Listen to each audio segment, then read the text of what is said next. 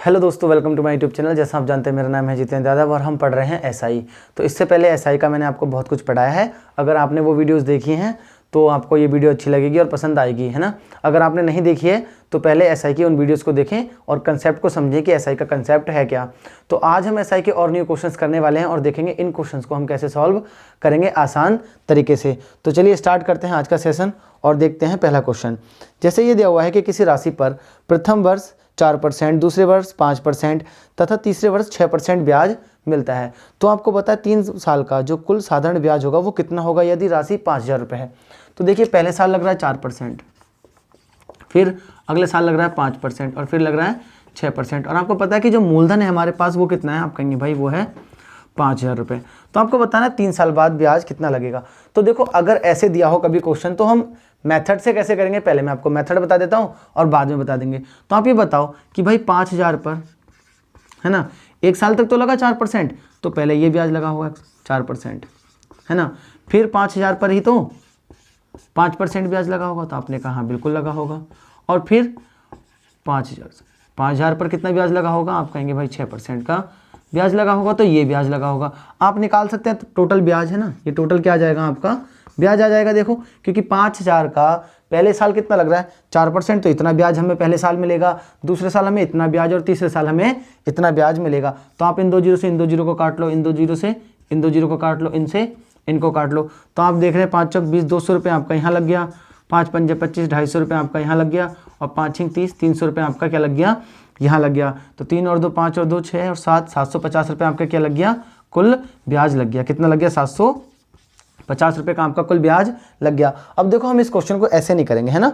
हमें ये बात पता चल गई यहाँ से कि भाई देखो हम यहाँ से 5,000 क्या ले सकते थे, कॉमन ले सकते थे। तो अगर सेम ही आपका मूलधन है ना, अगर आपका सेम मूलधन है तो आप ये सोच लो कि जो रेट होती है ना, देखो यहाँ पर कितना लग रहा है 1 साल के लिए लग रहा है, तो यहाँ पर 4% ही ब्याज लगेगा, यहाँ पर 5%, यहाँ पर 6%। तो ओवरऑल पर कितना ब्याज लग रहा है, तो आप देख रहे हैं 6 4 10 और 5 15%। अगर हम इन तीनों को क्या कर लें, ऐड कर लें, तो बस हमें क्या निकालना है, मूलधन का 15%। अब मूलधन कितना आप कहेंगे भाई 5,000 रुपये मूलधन है आपका, तो बस आपको क्या निकालना है 5,000 का 15%। तो यही आपका क्या आ जाएगा, साधारण ब्याज 15 पंजे 75, तो 750 रुपये आपका क्या आ गया, डायरेक्ट आंसर आ गया। तो देखिए इन क्वेश्चंस को करने के लिए है ना सिर्फ आपको क्या समझना है कि अगर साधारण ब्याज होता है तो कितना भी ब्याज लग रहा हो, अगर ये 1 साल के लिए लग रहा है तो 4 है, 2 साल के लिए लगता तो हम 10% ऐड कर लेते, और ये 3 साल के लिए लगता तो हम 18% ऐड कर लेते। तो बस आपको ये बात याद रखनी है कि अगर साधारण ब्याज है और परसेंटेज अलग अलग है तो आप परसेंटेज को क्या कर सकते हैं, ऐड करें और फिर बाद में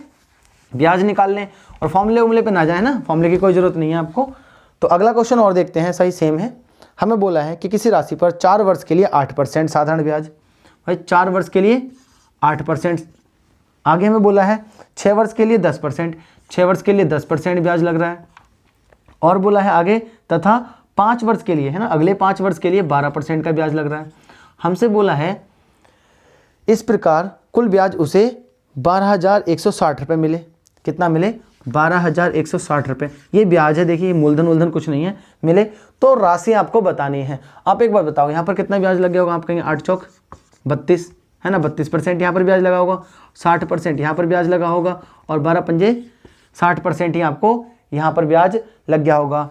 तो 6 दूनी 12, 120 तो यही हो गया, है ना। 120 में जोड़ेंगे तो आप 152% क्या लग गया आपका ब्याज लग गया। अगर आपके पास 152% ही ब्याज लगा हुआ है तो आप ये बताओ 12,160 रुपये हमें ब्याज दे रखा है ना, टोटल क्या दे रखा है 12,160 रुपये हमें ब्याज दे रखा है। अब 152% की वैल्यू कितनी है 12,160, तो ये कितनी बार में जाएगा 15 8 120, 8 बार में ये पूरा इससे कैंसिल हो जाएगा।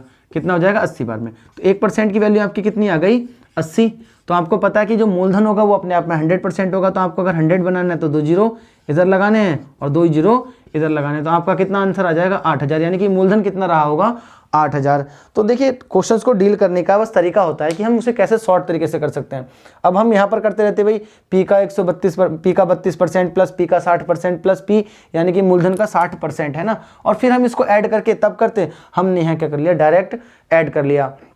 तो बस कुछ नहीं होता, जैसे मैंने आपको बताया कि ब्याज इक्वल कितना होता है R इंटू टी, तो उसी से किया है। यानी कि टोटल ब्याज हमें कितना मिल रहा था 152%, और क्वेश्चन के हिसाब से कितना मिल रहा है 12,160। तो बस 8 बार में कैंसिल हो रहा है, तो आप ऐसे सॉल्व कर सकते हैं। तो चलिए और क्वेश्चन ऐसे ही देखते हैं। हमें अगला क्वेश्चन दिया हुआ है कि 6% की दर से 2 वर्ष के लिए, 9% की दर से 3 वर्ष के लिए तथा 14% की दर से 4 वर्ष के लिए कोई राशि ब्याज पर दी गई। यदि उसे ब्याज के रूप में कुल 11,400 रुपये मिले हैं, है ना, तो आपको बताना है मूलधन। अब देखिए हमें बोला हुआ है कि भाई 6% की दर से कितने के लिए दी गई है, तो आप बोलेंगे भाई 2 वर्ष के लिए दी गई है। 9% की दर से 3 वर्ष के लिए, और 14% की दर से कितने पर दी गई है, तो आप कहेंगे भाई 14% के लिए दी गई है 4 वर्ष के लिए। तो अब एक बार बताओ, यहाँ पर जो कुल ब्याज मिल रहा है और हमें जो ब्याज मिल रहा है, ऐसा ही लिख सकते हैं हम, जो ब्याज मिल रहा है वो मिल रहा है आपका 11,400 रुपये का। अगर ये ब्याज मिल रहा है आपको, है ना, तो आप देखो कि ब्याज टोटल लग कितना है। आप कहेंगे 6 दूनी 12%, तो यहाँ लग गया 9 तियाँ 27% आपका यहाँ लग गया, और 14 चौक 56% यहाँ लग गया। तो जैसे मैंने आपको बताया कि अगर एक ही धन पर ब्याज लग रहा है ना, तो आप इनको क्या कर सकते हो, ऐड कर सकते हो। तो आप अगर इसको ऐड करेंगे तो 6 और 7, 6 और 7 और 2 9, और 15 का 5 हासिल लगा 1, 5 और 2 7 और 8 काटे 9, तो 95% आपका क्या लग रहा है, ब्याज लग रहा है। आपको 95% की वैल्यू कितनी दे रखी है, आप कहेंगे 11,400। तो 95% की ही वैल्यू हमारे पास है 11,400। कितनी है, 11,400। अगर 11,400 95% की वैल्यू, तो आपको क्या करना है, 100% की वैल्यू निकालनी है, तो 1% की निकाल लो पहले। तो आप कहेंगे 11,400 कितना आ जाएगा आपका, 11,400 बटे 95। अगर आप 100% की वैल्यू निकालना चाहते हैं तो आपको 2 जीरो यहाँ पर लगाने, तो 2 जीरो यहाँ पर लगाने। आप इससे इसको डिवाइड करो, कितनी जाएगा, 95 कम 95, डिवाइड कर लेते हैं, 1 1 4 को, 14 को, 1 1 4 0 0, 95 कम 95, आपका बचा कितना, आप कहेंगे 14 में से यहाँ पर बचा 9, तो 95 9 बचा, 14 में से 5 गया 9, यहाँ 0, यहाँ पर कितना बचा हमारा 190। तो बस दो गुना आपका, यानी कि कितनी बार में कट जाएगा ये, 1200 बार में, 120 बार में कट जाएगा। कितनी बार में कट जाएगा आपका, 120 बार में। तो हमें बस क्या निकालना, 100% की वैल्यू आपकी कितनी आ जाएगी, 12,000। तो हमारा जो मूलधन होगा वो कितना होगा, 12,000। तो बस हमने क्या करना है, जब भी आपके पास एक ही समान धन पर, है ना, अलग अलग आपको क्या पता हो, ब्याज पता हो, तो आप ऐसे सॉल्व कर सकते हैं। चलिए और क्वेश्चन लेते हैं।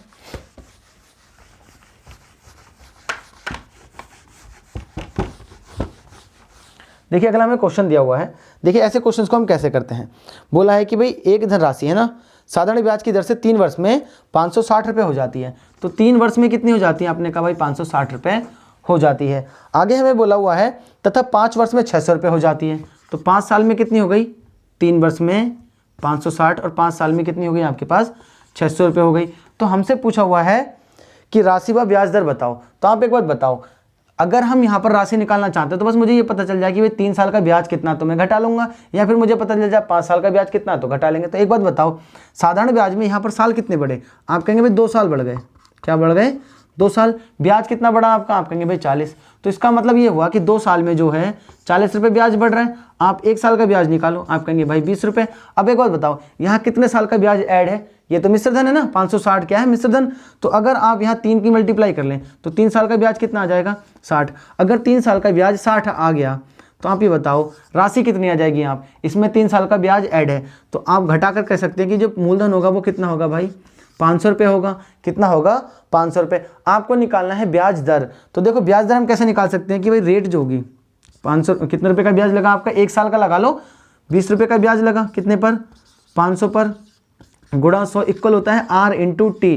तो अब मैंने टी का समय कितना लिया हुआ है, 1 साल। अगर आप 60 लिखते तो आप यहाँ 3 की मल्टीप्लाई करते, अगर आप यहाँ 2 लिखते, है ना, तो 40 यहाँ पर हमें लिखना पड़ता। तो देखिए क्या करें, जब भी आपको 1 साल का ब्याज पता तो 1 साल से सॉल्व करें आराम से। तो देखिए इन 2 जीरो से ये 2 जीरो कट जाएंगे, 5 चौक 20, तो आपकी कितनी आ जाएगी, 4% रेट भी आ जाएगी। तो बस इस क्वेश्चन को तो करने में कोई दिक्कत नहीं होनी चाहिए। बस आपको क्या देखना है भाई, 3 साल में 560 हो रहा है, 5 साल में 600 कैसे हो जाएगा, जब ब्याज लगा होगा। ब्याज कितना लगा, आप कहेंगे भाई 40 रुपये लगा है, कितने साल में, 2 साल में। तो 1 साल में कितना ब्याज लग रहा है, आप कहेंगे 20 रुपये। अब देखो यहाँ पर 3 साल में कितना हो जाएगा, 60 रुपये, आप घटा लो, या फिर आप यहाँ पर 5 साल का निकाल लो। अगर 1 साल में कितना लग रहा है तो आप कहेंगे भाई 20, 5 साल में कितना लग रहा होगा, 100। तो आप तब भी यहाँ से घटा लो 600 में से, तब भी आपका मूलधन कितना आएगा, 500। अब यहाँ पर आप चाहे कितना भी ब्याज लिख लो, जितना आप यहाँ पर ब्याज लिखेंगे उतना यहाँ पर समय लिखना पड़ेगा। देखो मैंने 1 साल का लिखा है तो 1 साल समय लिखा है। अगर मैं 2 साल का लिखता 40 तो 2, तो फिर भी कट जाता, बात वही आनी है। तो ऐसे और क्वेश्चंस को आप ऐसे सॉल्व कर सकते हैं। चलिए और क्वेश्चन लेते हैं, ऐसा ही सेम, आप उसे खुद करके देखना।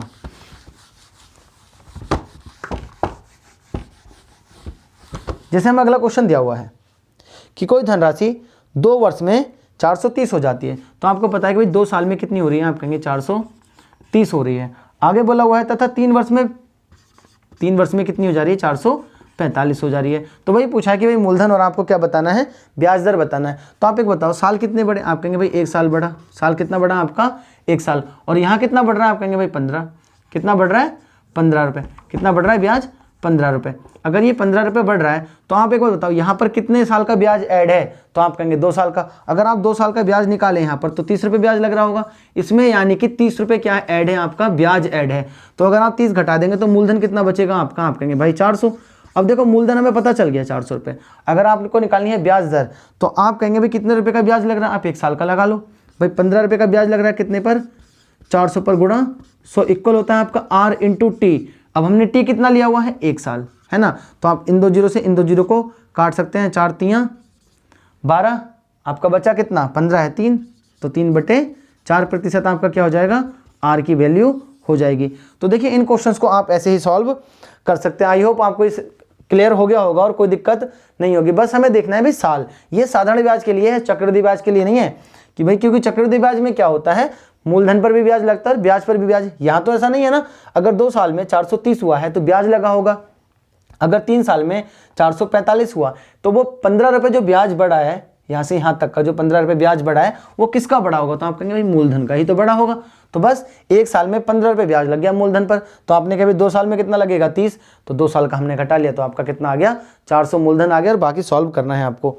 तो चलिए और कुछ क्वेश्चंस लेते हैं और उन्हें भी समझते हैं।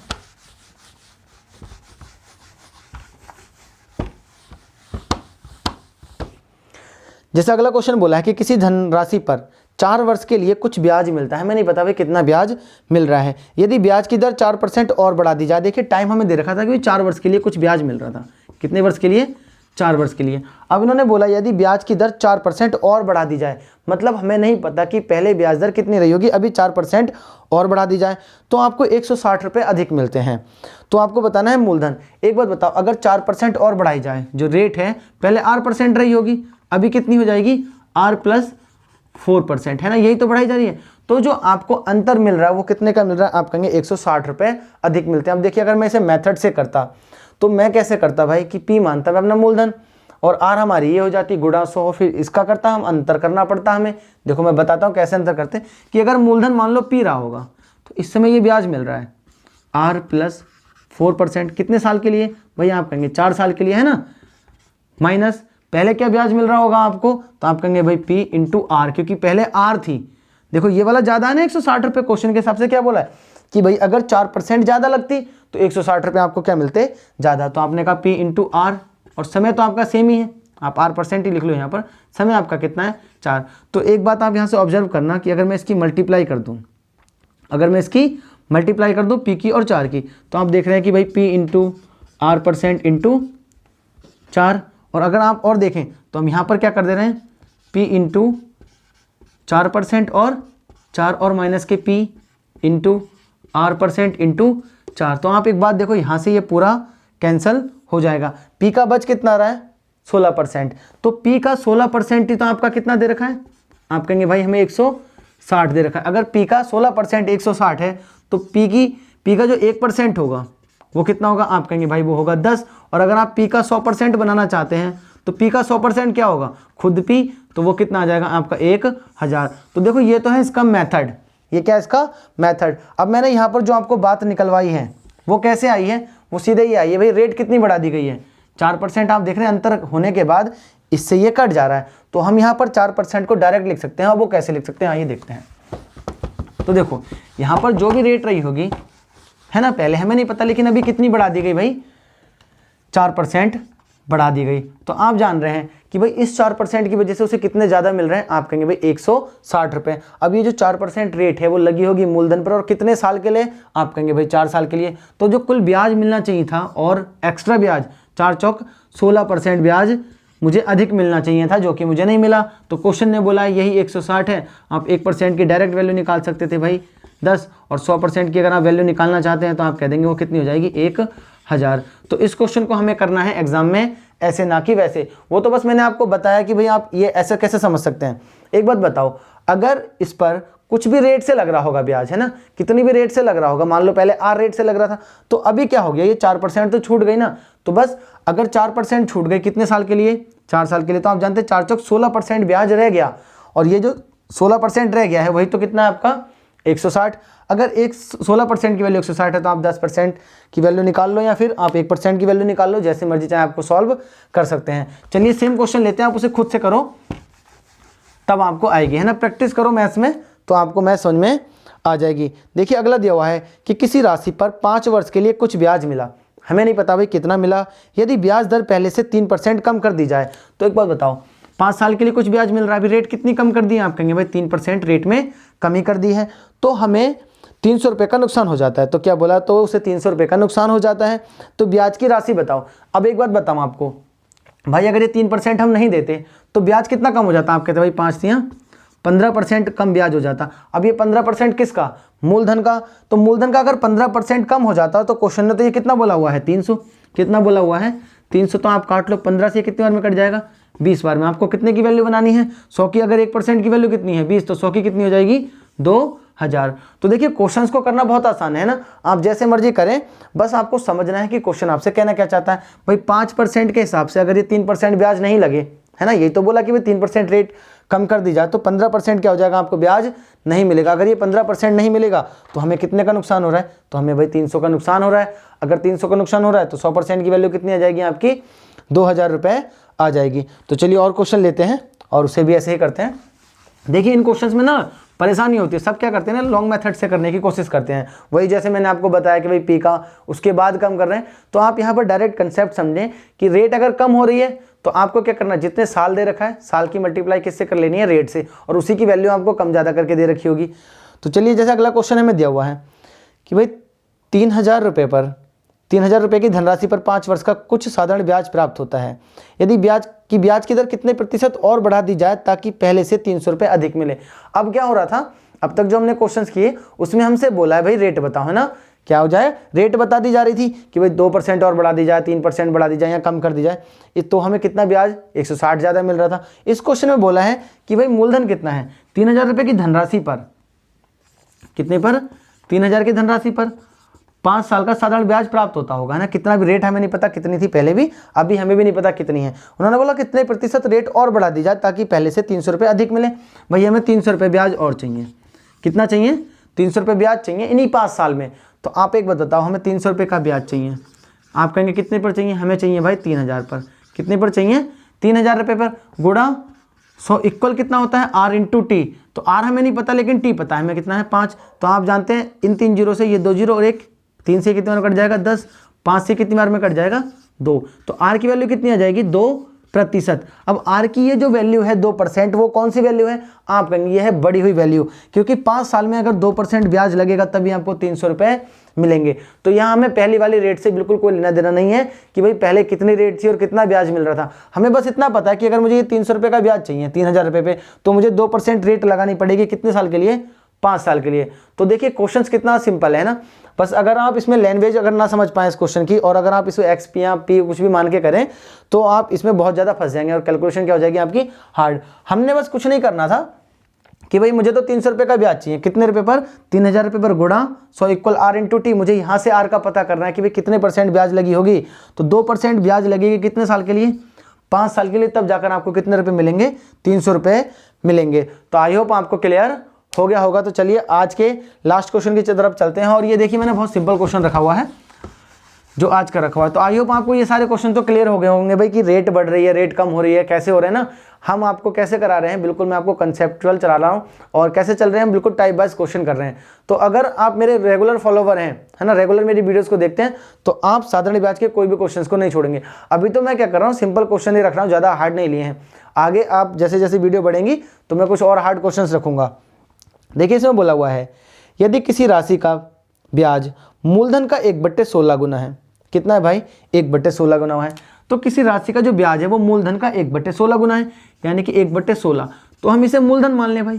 तो ये क्या हो जाएगा आपका ब्याज हो जाएगा, क्योंकि जो ब्याज है वो मूलधन का 1/16 गुना है। यानी कि अगर मैं मूलधन को 16 मानूं और 16 का 1/16 गुना करते हैं जब हम, तो वो कितना आता है 1 रुपये ही ब्याज आता है। तो हम ऊपर वाले को ही क्या मान लेते हैं ब्याज की, यही हमारा क्या होगा ब्याज होगा। तो मूलधन का 1/16 गुना है। यदि ब्याज दर है ना एवं समय का संख्यात्मक मान बराबर है तो आपको बताना है ब्याज दर। तो आपको ये पता है भाई जो आर है ना, वो किसके बराबर है, टी के बराबर है, तो आपको बताना है ब्याज दर।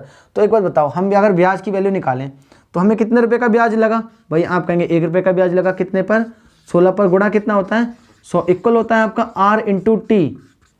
और अब देखो हमसे रेट पूछिए तो हम आर और टी में से टी की जगह क्या लिख देंगे आर, तो आप जानते हैं आपका कितना हो जाएगा 100/16। आप देखो इसे कैंसिल आउट करके हमें कोई फायदा नहीं है, क्योंकि यहाँ पर आर गुणा आर स्क्वायर होगा। आप कहेंगे काट क्यों नहीं लेते, 25/4 में काट लो, काटना है तो, और ना भी काटो तो कोई दिक्कत नहीं, आपको पता है 16 का सीधे मत काटो, रहने दो, वरना 25 का मैं 5 लिखना पड़ेगा।